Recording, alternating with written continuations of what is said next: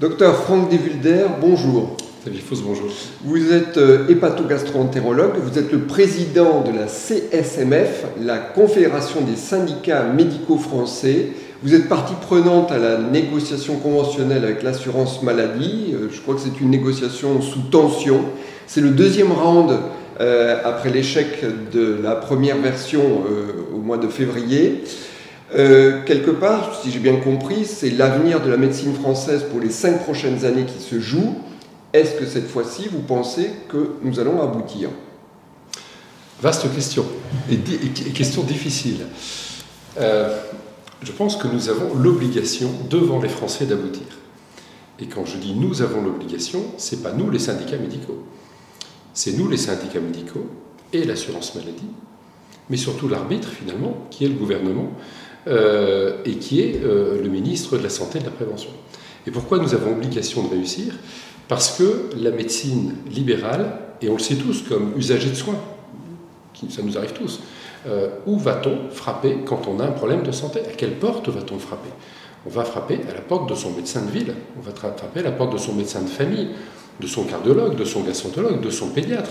On ne va pas frapper à la porte du médecin hospitalier, parce qu'il ne nous est pas accessible. C'est pas comme ça qu'est organisé notre système de santé. Ou alors, on va frapper à la porte des services d'urgence, où on y attend beaucoup, beaucoup trop, parce que l'afflux de patients est important.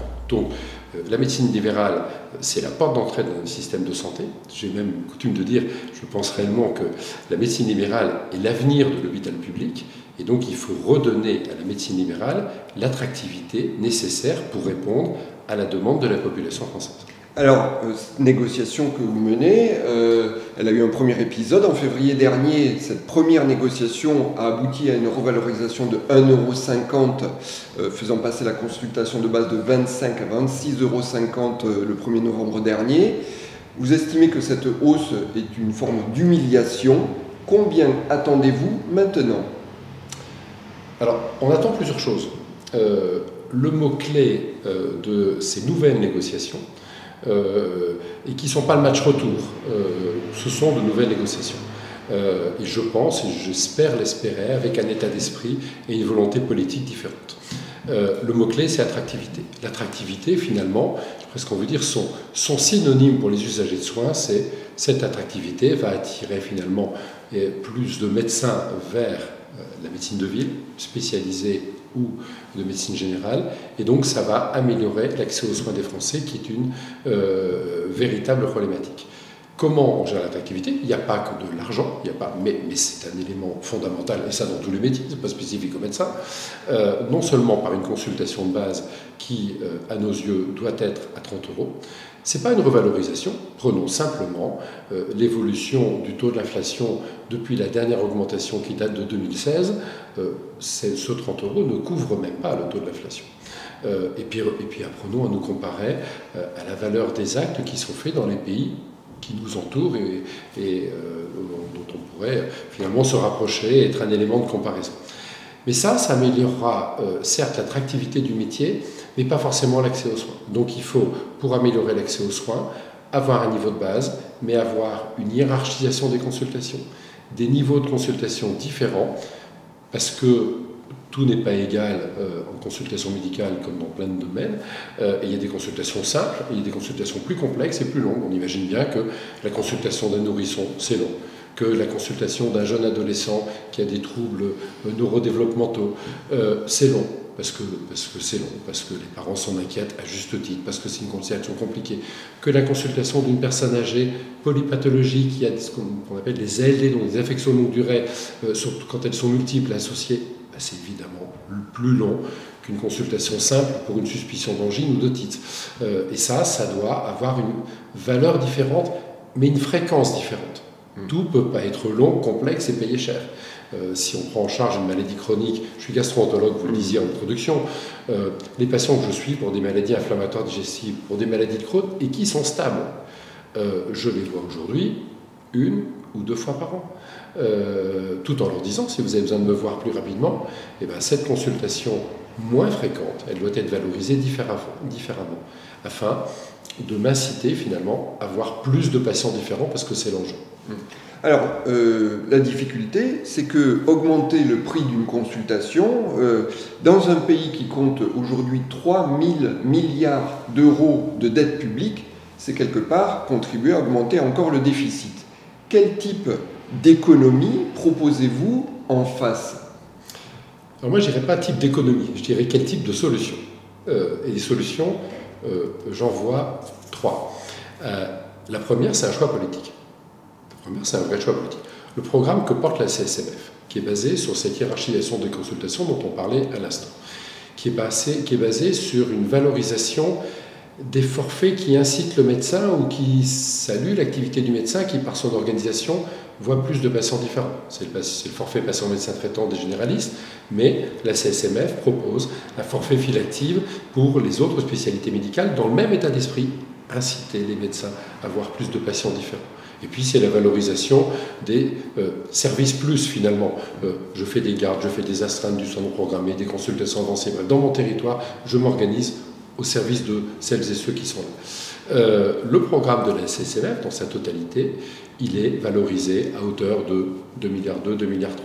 Quand on ne connaît jamais tout à fait le chiffre qui est mis sur la table des négociations. On connaît le chiffre de l'Ondam, du sous-Ondam de ville, mais le reste est un secret de polichinelle. Simplement, ce chiffre-là, ce secret, il est parfois percé. De la part d'ailleurs de ceux qui en détiennent les clés. Il y a un an, à l'hiver dernier, ce qui était a priori mis sur la table, c'était 1,6 milliard. Je ne suis pas en train de dire que 800 millions ou 600 ou 700 millions, c'est rien, mais on n'est pas en train de demander la lune non plus. Donc, première chose, c'est un choix politique. La deuxième chose, effectivement, c'est la question que vous me posez, où est-ce qu'on trouvera des sources d'économie? Depuis longtemps, je suis étonné qu'en France, la prise en compte dans l'exercice médical de la qualité et de la pertinence n'y est pas. Alors que les pays qui nous entourent, ça fait partie finalement, dans les pays du nord de l'Europe, il suffit de se balader aux Pays-Bas, il suffit d'aller en Norvège ou en Suède, il suffit de traverser l'Atlantique et de voir comment ils finançaient le Obamacare. Alors certes, avec des systèmes de fonctionnement sensiblement différents, entre autres en médecine spécialisée, parce que rares sont les pays où les médecins spécialistes sont libéraux, comme en France, il y en a 5 ou 6 et pas plus, mais ce sont les médecins eux-mêmes, par leur organisation professionnelle, qui ont mis en place cette démarche de valorisation de la qualité et de la pertinence. Est-ce que ça veut dire que c'est une forme d'autocontrôle? Oui, c'est ça. Ouais. En fait, nous croulons finalement sous des recommandations professionnelles. Il y en a surtout. Il y en a sur la durée des arrêts de travail, la prescription des bons de transport, mais surtout sur des sujets purement scientifiques de prise en charge. Et tant mieux, on est passé d'une médecine, la médecine est un art, disait-on, mais d'une médecine assez artisanale, où l'expérience primait sur la décision, à une médecine aujourd'hui qui est plus factuelle, basée sur un niveau de preuve scientifique, sur des recommandations. Ça ne veut pas dire qu'il ne faut pas personnaliser les soins, évidemment qu'on est dans une personnalisation, mais basée sur des recommandations. Et ben moi je pense que mettre ce pied à l'étrier de la pertinence et de la qualité va, et c'est l'affaire de tous, c'est pas l'affaire des médecins libéraux. Oui, l'assurance maladie y a intérêt. C'est l'affaire des médecins libéraux, c'est l'affaire des médecins hospitaliers, et sinon on n'y arrivera pas. C'est l'affaire des autres professions de santé, c'est l'affaire avant tout aussi des usagers. Regardons ce qui s'est fait dans les pays étrangers. Et ça, ce cercle vertueux, s'il a comme objectif sous-tendu prioritaire d'aller vers une maîtrise comptable, il y aura un veto absolu des médecins libéraux et des syndicats de médecins. Alors justement, mais cette amélioration de la qualité et de la pertinence va de fait générer des marges d'économie. Il y a un troisième point. Il y a un troisième point, c'est que notre système de santé, dans son financement, marche sur 2 jambes. Une jambe prioritaire qui est issue des ordonnances de 45, qui est notre Sécu, notre assurance maladie, et c'est très important de la renforcer. Et moi, je pense que 80 ans après, ce que j'attends du gouvernement et ce que j'attends de mon ministre, et je ne me suis pas caché pour le lui dire, ne serait-ce qu'à nos universités, il est temps de réécrire ce pacte social afin de protéger mieux celles et ceux qui méritent d'être protégés mieux. On pense aux étudiants, on pense aux petites retraites, et on sait que pour eux, parfois, l'accès aux soins est économiquement compliqué, mais aussi, d'ouvrir les portes d'une responsabilisation plus grande des OCAM, des organismes complémentaires d'assurance maladie. S'arc-bouter derrière le fait que nous avons le reste à charge le plus bas de tous les pays OCDE, c'est un luxe, c'est vrai, on peut en être fier. Mais si le pendant de ça fait que ça réduit finalement l'attractivité du médecin de ville, du métier de médecin de ville et donc l'accès aux soins, je ne suis pas sûr qu'on n'y ait que gagné. Donc ouvrons avec responsabilité ces différents sujets. Alors, cet esprit de responsabilité, vous l'avez mobilisé peut-être en initiant un mouvement de grève des médecins libéraux le 13 octobre dernier, autour de ce sujet, notamment de la revalorisation des consultations, mais aussi pour une suppression de la loi, de la proposition de loi Valletoux. Au global, pensez-vous que ce mouvement a permis d'ouvrir un petit peu le champ de la négociation, comme vous l'évoquiez? Or, c'est toujours difficile de savoir si un mouvement social a été à l'initiative d'une inflexion d'une politique gouvernementale. Je ferai deux commentaires. Le premier, c'est que presque pour la première fois, on a vu un mouvement de grève suivi par l'ensemble des organisations professionnelles de la médecine libérale et pas que, puisque tous les syndicats médicaux, nombreux aujourd'hui, divers, et parfois avec des revendications assez diverses, étaient réunis sous une même bannière, mais pas que les syndicats représentatifs. On y a trouvé aussi les syndicats de plus jeunes, d'étudiants, d'internes, de remplaçants, de jeunes médecins, et donc c'est suffisamment fort pour être signalé. Force est de constater que ce mouvement a précédé deux choses. D'une part, une lettre de cadrage avec un ton et un état d'esprit différents de la part du gouvernement et du ministère de la Santé, et que deuxièmement, il y a une inflexion réelle. Vous parliez de la proposition de loi dite Frédéric Valletoux, elle a été en partie infléchie, et je pense que ce mouvement n'y est pas complètement étranger. Alors justement, dans sa lettre de cadrage, le ministre Aurélien Rousseau a posé 4 objectifs très clairs sur ce nouveau round de discussion, de négociation. C'est renforcer l'attractivité de la médecine libérale, on en a parlé, améliorer la qualité des soins auprès de l'ensemble des Français, agir pour la qualité des soins et puis transformer les modes de rémunération. Le fait de ne pas restreindre les discussions au seul tarif de la consultation, est-ce que c'est un moyen de sortir par le haut ? Je disais tout à l'heure, je pense que l'aspect tarifaire est un élément majeur de l'attractivité, mais pas uniquement. Quand on interroge les plus jeunes de nos confrères, bien sûr qu'ils nous parlent tarif, mais ils nous parlent surtout qualité de vie, ils nous parlent organisation de temps de travail, ils nous parlent d'un équilibre plus grand, c'est vrai en médecine, c'est vrai ailleurs, entre leur vie professionnelle, leur vie de loisirs, leur vie familiale. Le monde d'aujourd'hui est fait ainsi. Et donc, je pense qu'embrasser dans une lettre de cadrage, finalement, ces différents aspects donne de la force et possibilité supplémentaire d'aboutir positivement à une négociation conventionnelle qu'on espère signable, finalement. Sur les modes de rémunération, on le sait, Jean-Marc Aubert, il y a quelques années, je crois, sous le ministère de Mme Buzyn, avait à la tête d'une task force mis sur la table un certain nombre de propositions de différentes rémunérations.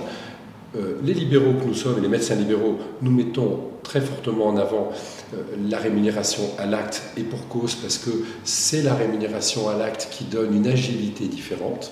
En tout cas, on en est intimement convaincus. Mais on sait que celles et ceux qui se sont organisés, qui travaillent en équipe, à plusieurs médecins, avec d'autres professions de santé, et qui, il y a eu des expérimentations PEPS en particulier, et d'avoir une rémunération à la pathologie, ça ne sied pas à tous. Il ne s'agirait pas de dire que pour telle prise en charge de telle maladie chronique, on passe d'un paiement à l'acte à un paiement à la pathologie pour tous. Pourquoi ? Parce que si c'est ça, comme tout le monde n'a pas la chance d'avoir cette organisation territoriale en équipe, on laissera sur le côté des médecins, mais donc des patients. Mais ouvrir la porte derrière les expérimentations dites article 51 d'un choix délibéré des professionnels de santé sur un territoire, je pense qu'en tout cas nous le défendons.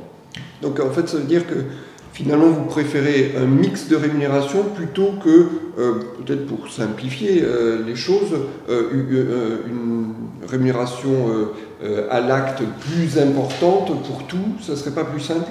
Mais il faut les deux. Il faut les deux. On parlait tout à l'heure de la rémunération forfaitaire et du paiement à l'acte. Et je vous disais quelles étaient les propositions de la CSMF. On pense à la fois qu'il faut une rémunération à l'acte plus dynamique, avec une hiérarchisation en fonction de la complexité et du nombre de consultations finalement à réaliser. Mais on pense également que les rémunérations forfaitaires, type forfait patient médecin traitant, type forfait file active, qui valorisent, incitent le médecin à modifier son organisation pour voir et prendre en charge plus de patients différents, elle doit être mise sur la table. Mais c'est déjà comme ça un peu aujourd'hui. Après, il y a d'autres modes de rémunération, comme ceux dont on vient de parler. Et je pense qu'il ne doit pas être imposé, mais optionnel, avec une incitation réelle. Alors finalement, cette lettre de cadrage, est-ce qu'elle était fondamentalement différente de celle qu'avait posée François Braun pour le premier exercice ? Oui, dans la méthode. Oui dans la méthode et oui dans les fondements.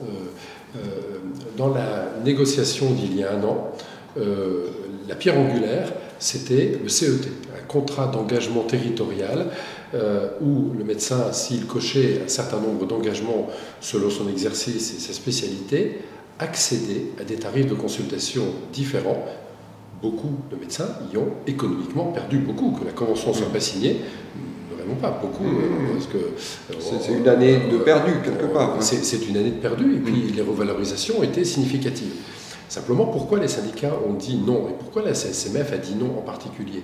Parce que imaginez que l'engagement est la clé, la porte d'entrée du tarif de la consultation et de l'acte médical. Pour nous, c'était un casus belli. Aujourd'hui, on nous dit, on change de braquet, et on nous dit, on met en avant l'attractivité. On sait que on a un État qui est très largement en dette, que certes il y a des choix politiques, mais qu'il va falloir trouver des sources de financement autres. Je vous parlais tout à l'heure des complémentaires santé.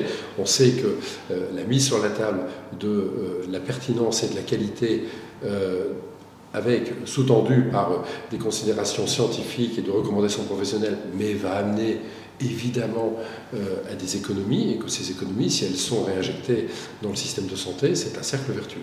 Alors Thomas Fantôme, le directeur général de l'assurance maladie, a dit « il y aura un accord sur tout ou il y aura un accord sur rien ». Est-ce que vous êtes sur la même position ? La CSMF est un syndicat polycatégoriel. La CSMF est le premier syndicat des médecins libéraux embrassant la médecine générale et les différentes médecines, les différentes spécialités. Donc il est évident que la convention médicale, il faut un accord global. Si cette convention médicale, j'entends de ci, de là, certains de mes confrères d'autres syndicats représentant une catégorie des médecins dire la convention sera ma catégorie ou ne sera pas, les autres disant exactement l'inverse. Moi je pense qu'il faut un accord global sur cette convention, et que cette convention, elle doit améliorer l'attractivité, bien sûr, de la médecine générale, bien sûr des spécialités cliniques dont on sait qu'elles sont les parents pauvres. Je pense aux psychiatres, aux endocrinologues, aux rhumatologues, aux dermatologues, le niveau de rémunération moyen, et en deçà des médecins généralistes, et en deçà de nombre de spécialités. Donc bien sûr qu'il faut les valoriser, mais il faut un accord sur tout. On veut améliorer l'offre de soins, on veut améliorer la réponse, l'accès aux soins des Français. Il suffit de regarder dans ce que le Conseil de l'Ordre appelle la diagonale du vide, ce qui va des Ardennes au Périgord, où trouver un médecin, ça devient de plus en plus compliqué. Quand on interroge les confrères généralistes sur ce territoire et qu'on leur dit mais vous n'arrivez pas à recruter, leur réponse est non. Et quand on leur demande la cause, une des causes principales, c'est il n'y a plus d'accès au second recours. Donc évidemment, il faut un accord global. Alors, justement, vous le disiez, lors de votre université d'été, en octobre dernier à Arcachon, Aurélien Rousseau a quand même pointé un certain nombre de difficultés. Il a souligné que les disciplines choisies par les jeunes médecins portaient d'abord sur la chirurgie plastique, qui sort en premier, alors que la psychiatrie est en dernier. Alors, laisser le libre choix, est-ce que ça n'aboutit pas à une offre de soins déséquilibrée? Alors, par message ou tweet interposé, on a exprimé notre désaccord, Aurélien Rousseau et moi, là-dessus. Et j'ai eu l'outrecuidance de lui dire « Mais monsieur le ministre, vous qui êtes énarque, comme nombre finalement de la classe politique, mais vous qui êtes énarque, reproche-t-on à un énarque ou à un major de l'ENA de choisir l'inspection des finances ? Mais bien sûr que la vie est faite d'un libre choix en fonction de ses résultats à une épreuve classante, à un concours. Toute la vie est comme ça. Les étudiants en classe prépa, et quelles que soient les classes prépa, choisissent en fonction de leur rang de classement. Moi, je ne pense pas que le nivellement, qui revient à un nivellement par la base, soit la solution. Après, c'est une question de choix politique. Ils choisissent en premier, disait le ministre, la chirurgie plastique, et ils choisissent en dernier la psychiatrie. Pourquoi? Les tarifs. Pas que les tarifs. Interrogeons-nous sur le pourquoi de ça. Le Conseil de l'Ordre, dans les différents rapports qu'il établit, et entre autres sur la région Île-de-France, avait mis l'accent sur les volontés, qu'est-ce qui guide le choix des plus jeunes. Et c'était assez étonnant. Sur comment je choisis ma spécialité, ce n'était pas le tarif, votre grande surprise, et un peu à la mienne. C'était pas le tarif, c'était, pour ça je lui dis qu'il n'y a pas que l'argent dans la vie, c'était aussi la pénibilité du travail, quelle vie je vais avoir demain. Le tarif global, donc la rémunération globale demandée d'ailleurs par ces jeunes médecins, était plutôt basse, voire même très basse. En revanche, ils aspiraient à un partage réel de leur engagement professionnel et de leur vie privée, et un temps de travail hebdomadaire qui était, en toute franchise, pas très élevé. Donc il n'y a pas que le tarif. Mais interrogeons, si on veut évidemment, on en a besoin qu'il y ait plus de psychiatres encore qu'aujourd'hui, parce que la maladie mentale est un vrai problème et qu'on sait que le Covid a fortement accentué les choses, en particulier dans les populations jeunes, ce qui passe en conséquence, entre autres, sur le montant des indemnités journalières, et qui inquiète à ce point le gouvernement et l'assurance maladie, et les citoyens, et dans les citoyens, les médecins, évidemment. Ce n'est pas un sujet qu'on balaye d'un revers de main. Eh ben, travaillons sur l'attractivité de ces métiers qui le seraient moins. Alors Franck Devulder, vous êtes au cœur de cette négociation. J'aimerais que vous nous fassiez entrer un petit peu dans les coulisses. Vous êtes plusieurs à le dire, la méthode de la négociation a changé par rapport à l'exercice précédent. Faites-nous entrer dans les coulisses, comment ça se passe? La méthode a changé.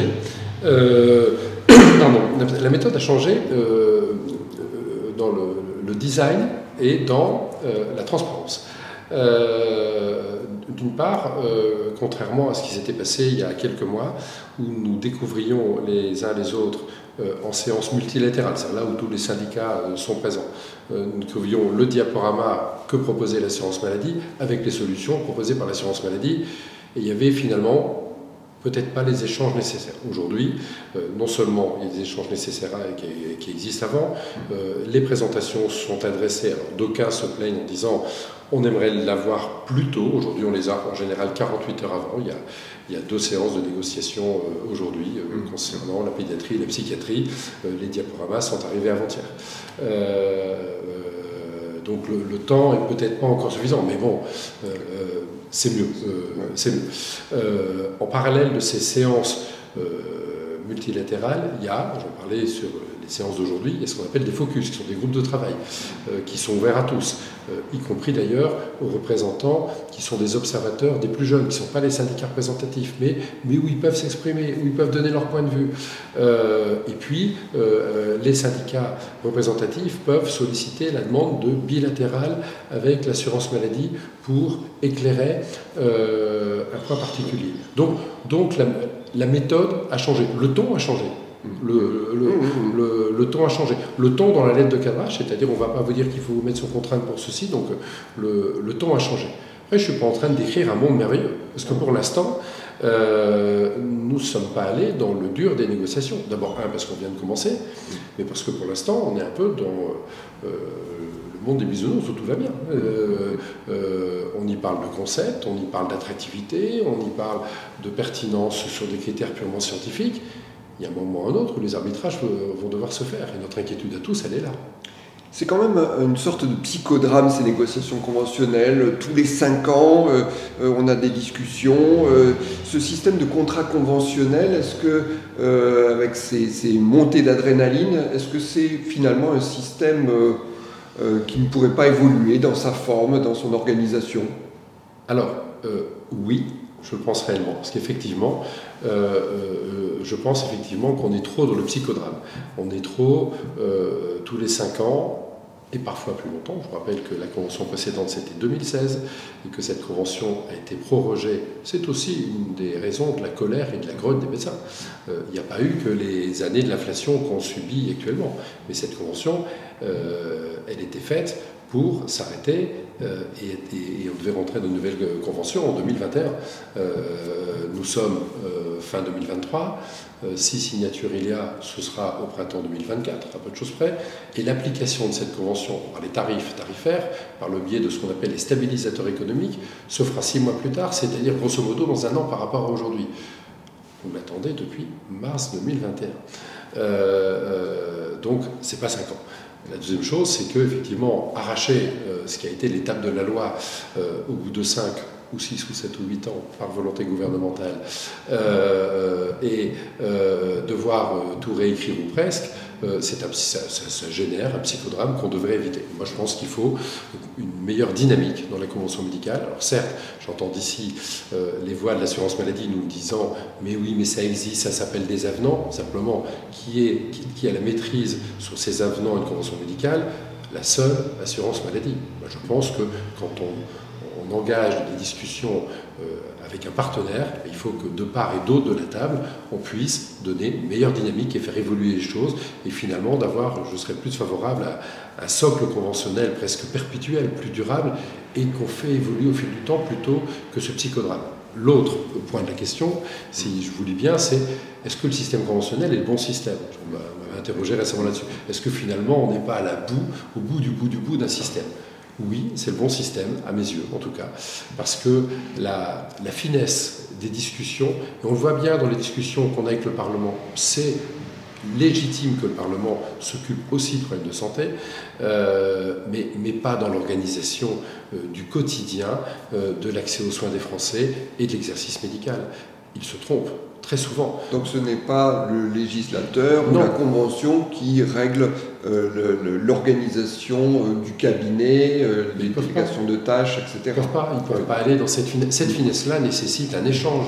C'est vrai pour les professions de médecins, je pense que c'est vrai pour d'autres. Sinon, on met par terre l'organisation des corps intermédiaires qui a pour but de quasiment faire une convention sur mesure au service, certes des médecins, mais au service des Français. Moi, je pense que l'enjeu, c'est l'accès aux soins, et c'est les Français.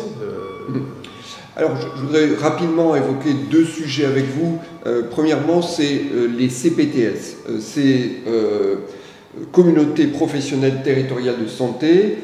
Albert Lottmann a remis en juin dernier un rapport à la ministre Agnès Firmin-Le qui fait un état des avancées, des réalisations au sein de ces CPTS. Estimez-vous que ces dispositifs constituent des coquilles vides? Alors, le gouvernement nous dit que 80% du territoire est aujourd'hui couvert par des CPTS. Bon, le nombre de médecins qui y sont aujourd'hui impliqués est encore faible ou trop faible. Les CPTS, c'est un concept qui est porté par le gouvernement et par le chef de l'État, on le sait bien, depuis Ma Santé 2022. Je pense qu'il est nécessaire dans l'organisation. Mais une CPTS, ce n'est pas un offreur de soins. Et donc la CPTS, elle est complètement étrangère à nos concitoyens. Le CPTS, ils connaissent un cabinet médical. Donc je pense que les CPTS, que l'évolution des CPTS, ça doit être finalement, d'être certainement la structure d'organisation, de réflexion à une organisation territoriale, qui devrait d'ailleurs embrasser ce qu'elle fait aujourd'hui, la médecine de ville. Quand je dis la médecine de ville, ce n'est pas que les médecins, c'est la médecine de ville avec les autres professionnels de santé, mais également la partie hospitalière. Je pense vraiment que nous devrions, je ne veux pas changer le nom des CPTS, mais aller vers la création de communautés hospitalo-libérales de territoire. Parce que c'est la fameuse relation entre la ville et l'hôpital qui reste un chantier toujours ouvert. Oui, quand on voit l'hôpital aujourd'hui qui certes est en grande difficulté, mais qui a aussi récupérer une partie de ce qui, y compris dans les acteurs, y compris dans les médecins eux-mêmes, récupérer une partie de ce qui devrait être fait en ville, faisons jouer à l'hôpital ce que doit être l'hôpital. L'hôpital, ça va être un lieu d'expertise, d'excellence, et pas le lieu du tout venant. Alors justement, aujourd'hui, face à la situation des déserts médicaux sur certains territoires, que pensez-vous des expériences que l'on appelle l'hôpital hors les murs? Par exemple, l'APHM ouvre des cabinets médicaux dans la zone nord de la ville. La région Aquitaine expérimente des choses de ce type-là. Que l'hôpital, finalement, pallie à la carence de médecins libéraux. Ça, d'une part, et d'autre part, je mets tout dans le même paquet, on apprend que des cabines de téléconsultation vont s'installer dans les gares. Va-t-on aboutir à une forme d'ubérisation de la santé? Bref, qui joue quel rôle, quand et où? Hôpital hors les murs, déjà, désolé d'être un peu cru, ce n'est pas la fonction de l'hôpital. Je suis désolé, ce n'est pas la fonction de l'hôpital.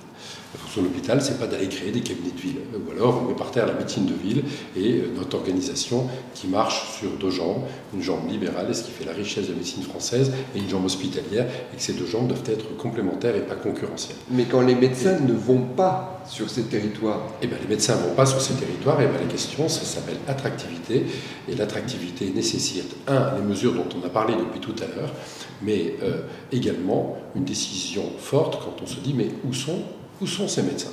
Désolé, où sont ces médecins? Prenons la médecine générale.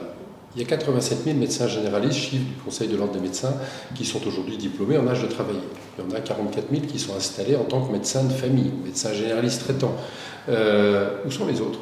Je ne suis pas, moi, à la tête de la CSMF, de ceux qui vais alimenter la polémique de dire ils sont tous partis à l'étranger, ils ont créé d'autres activités professionnelles. Il y en a, mais c'est tellement anecdotique. En revanche, où sont les autres? Les autres sont, et je vais comme ça pouvoir embrayer sur les cabines, ils sont sur des plateformes de téléconsultation, ils sont sur des centres de soins non programmés, ils sont beaucoup salariés parfois de structures départementales, ils sont surtout salariés de l'hôpital public, au risque de choquer. Le métier de médecin généraliste, c'est de faire de la médecine générale. C'est pas de faire de la médecine polyvalente hospitalière. D'aucuns me reprocheront cette confidence, mais je pense réellement on manque de médecins généralistes. Et c'est pas en mettant l'hôpital en ville qu'on résoudra le problème. Et donc je pense qu'il y a il faut redéfinir les contours. On assistait ensemble à une conférence il y a quelques temps, et le conférencier avait ses propos, et sur ce plan, je souscris à ses propos. Il faut redéfinir les fonctions de l'hôpital dans une vraie complémentarité ville-hôpital. Pareil sur les cabines. Moi, je m'étonne, alors certes, on est dans le monde du en même temps, mais je m'étonne qu'on puisse à la fois dire au niveau gouvernemental, ce qui est, vous le savez, une de nos préoccupations, à tel point qu'on a fait de la financiarisation et des dérives de la financiarisation le thème principal des universités d'été de la CSMF. Je m'étonne qu'on puisse se dire « Ah oui, la financiarisation, c'est un problème auquel il faudrait qu'on s'attache », à tel point d'ailleurs que ça a intégré pour la première fois le rapport chargé de produits de la CNAM. Je m'étonne de ça, et je m'étonne d'entendre et de lire hier dans les colonnes du quotidien du médecin mon ministre dire, alors que l'ensemble des syndicats médicaux se rendent compte que le Conseil de l'ordre, le très sage Conseil de l'ordre s'est positionné en défaveur de façon très nette, très forte, sur ce projet SNCF, c'est pas le seul, vous avez vu qu'une chaîne de supermarchés de grand renom, mais que ce projet, mais la SNCF c'est un peu différent, l'acteur, le seul actionnaire de la SNCF, c'est l'État. Que la SNCF ambitionne de créer 300 cabines de téléconsultation d'ici à 2028, moi je m'attendais à ce que mon ministre de la Santé ait le courage de dire non, c'est pas dans une gare SNCF, là où on va prendre son train et entre deux correspondances, ni entre deux rayons de supermarché, qu'on va y chercher du soin. Ou alors, ayons courage dans ces cas-là de nos opinions, et bien dans ces cas-là qu'il aille au bout de ses opinions en nous disant je considère que la médecine de ville, que le médecin de famille, c'est has-been et c'est terminé, et que, un peu avec cette dérive nord-américaine, que finalement c'est vers une médecine, une certaine ubérisation de la médecine, avec une médecine faite et réalisée dans des centres de soins non programmés, où on y va de façon ponctuelle, mais on y perdra le suivi d'une maladie chronique et de la globalité de la prise en charge des patients. parce que la dérive, elle est, et le risque est là. On ne peut pas à la fois vendre l'attractivité et laisser une des premières entreprises françaises publiques être sur un champ d'action qui n'est pas dans ses missions. Ce n'est pas la SNCF de faire de la santé. Moi, je m'en étonne un peu, franchement. C'est un peu direct, mais je m'en étonne.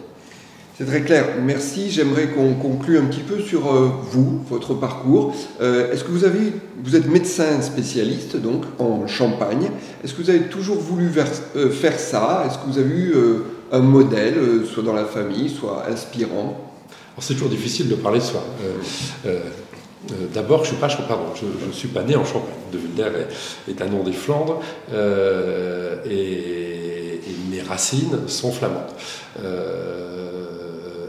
De Wulder, c'est un nom connu en médecine parce que je suis issu d'une famille de médecins, presque tous hospitalo-universitaires. J'ai mon propre père qui est âgé, qui est en pleine forme, qui a 87 ans, qui est le doyen honoraire de la faculté de médecine de Lille, qui porte le nom de mon grand-père maternel. Donc, je suis né dans ce berceau-là. Et confidence pour confidence, j'ai presque envie de dire que je ne connaissais pas le microcosme de la médecine libérale quasiment avant de m'installer. Parce que le jeune Franck, enfant, quand il voyait un pédiatre, il voyait le professeur de pédiatrie. C'est assez particulier. Alors, est-ce que j'ai toujours voulu faire médecine? Non, je voulais être veto au départ. Puis après agronome. Et puis c'est finalement à la fin de mon lycée que j'ai pris ces cheveux-là. Pourquoi la Champagne? Juste pour parler tout à l'heure des classements et des rangs de classement, mon rang de classement était meilleur dans l'Est que dans le Nord, et la gastroentérologie que je voulais faire, qui a été un choix réfléchi, plus qu'un choix de passion d'origine. Je vais expliquer juste d'un mot pourquoi. Mon classement était meilleur dans l'Est, et c'est comme ça que je me suis retrouvé à Reims, et j'y suis parfaitement heureux. Pourquoi la gastroentérologie? Pourquoi je vous dis que c'est un choix réfléchi? J'ai longuement hésité entre une spécialité de cœur qui m'était familialement proche, qui était la médecine interne, parce que je trouvais qu'un peu à l'instar de la médecine générale, elle englobait une prise en charge très globale, et au risque de vous étonner, un métier de chirurgien. Et peut-être parce que j'ai un de mes oncles et parrains qui est chirurgien cardiaque. Et finalement, tout ça a amené à la gastroentérologie, qui est à la fois une médecine qui répond à ma soif d'avoir une médecine qui n'est pas qu'une médecine d'organes. Je parlais tout à l'heure des maladies inflammatoires intestinales, et qui est une médecine large et qui englobe la globalité de la prise en charge du patient et cette richesse, je pense, qui nous enrichit. Et puis d'une médecine très technique, parce qu'un gastroentérologue, ça fait une médecine technique, ça fait des endoscopies. Et puis, au risque de vous faire sourire, je ne fais pas que de l'endoscopie, parce que je suis proctologue, ce qui fait rire mes copains, mais chirurgien proctologue. Donc je suis aussi aux prémices, aux confins d'une activité chirurgicale, et ça enrichit mon exercice et mon bien-être au travail, sûr en tout cas. Bon, alors Franck de Wulder, on est proche de Noël, alors docteur, j'aimerais vous demander un conseil. Est-ce qu'une coupe de champagne, c'est bon pour la santé? Alors vous savez que les Champenois et l'organisation des vins de Champagne, je n'ai pas dit que je donne crédit à ça, quand en mars 2020, le Covid apparaissait, dans un journal professionnel de vignerons, ils avaient mis en avant, dans une étude qui est évidemment absolument pas scientifique, les bienfaits du champagne comme une modalité de vie qui nous protégerait du Covid. Je ne peux pas, comme médecin, vous dire buvez, mais je pense qu'il n'y a pas de mal. La modération est bonne en tout, mais une coupe de champagne, surtout que les cuvées récentes sont assez exceptionnelles. Bon. On a une question traditionnelle dans ces entretiens. Si là, vraiment, là, maintenant, aujourd'hui, vous aviez à prendre un café avec le jeune Franck que vous étiez à 18 ans, sur le plan de la vocation, de la vie qui va avec, que lui diriez-vous? Sois heureux, fais quelque chose qui te plaît. Avant tout, quelque chose qui te plaît. Je suis père de 5 enfants. Aucun fait médecine pour l'instant. Il me reste un petit espoir avec le petit dernier, mais qui ne veut pas faire ça doudou, il veut être cuisinier. Et du haut de ses 9 ans et demi, il cuisine comme un chef. Vraiment. Mais je dirais, sois épanoui. La vie, c'est court. La vie, c'est fait pour être en harmonie. Je pense que le métier de médecin permet ça. Et je ne suis pas de ceux, malgré le choix de mes enfants, mais qui est le leur.